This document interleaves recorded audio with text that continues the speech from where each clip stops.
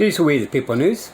Alright, this video is without prejudice and without recourse. Kadoki, not waiving any of my rights whatsoever. None. Alright, I never look straight forward. I always look around me, just to be able to protect myself by any means necessary.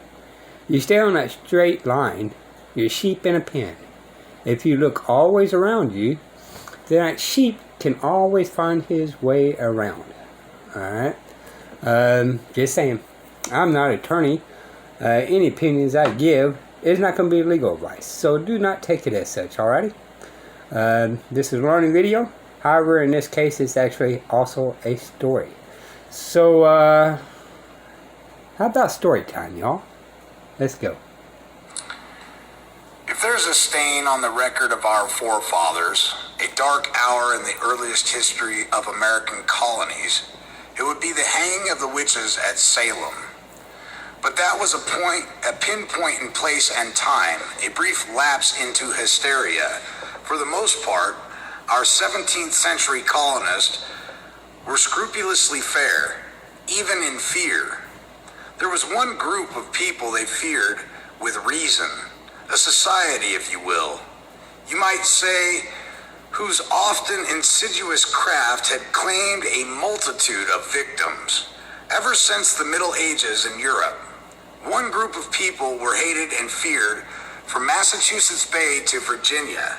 The magistrate would not burn them at the stake, although surely a great many of the colonists would have surely recommended such a solution. Our forefathers were baffled by them. In the first place, where did they come from? Of all whom sailed from England to Plymouth Rock in 1620, not one of them was abroad.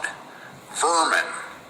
That's what the colonists called them. Parasites who fed on human misery, spreading sorrow and confusion wherever they went. Destructive, they were called. And still, they were permitted to coexist with the colonists, for a while anyway. Of course, there were colonial laws prohibiting the practice of their infamous craft. Somehow a way was always found around those laws.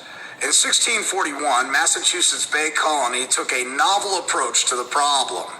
The governors attempted to starve the devils out of existence through economic exclusion. They were denied wages, and thereby it was hoped that they would perish.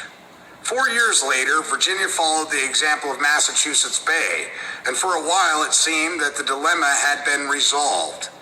It had not. Somehow the parasites managed to survive, and the mere nearness of them made the colonists' skin crawl.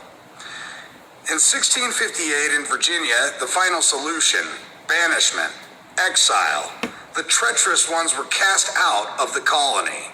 At last, after decades of enduring psychological gloom, the sun came out and the birds sang, and all was right with the world. And the elation continued for a generation. I'm not sure why the Virginians eventually allowed the outcasts to return, but they did. In 1680, after 22 years, the despised ones were readmitted to the colony on the condition that they be subject to the strictest surveillance. How soon we have forgotten. For indeed, over the next half century or so, the imposed restrictions were slowly, quietly swept away, and those whose treachery had been feared since the Middle Ages ultimately took their place in society.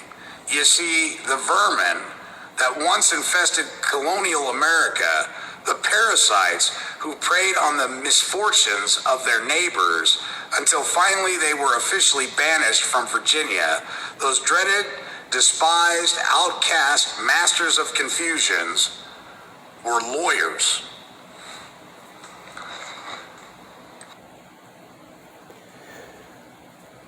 Happy 4th of July. Till next time, y'all. This will be the People News. Bye.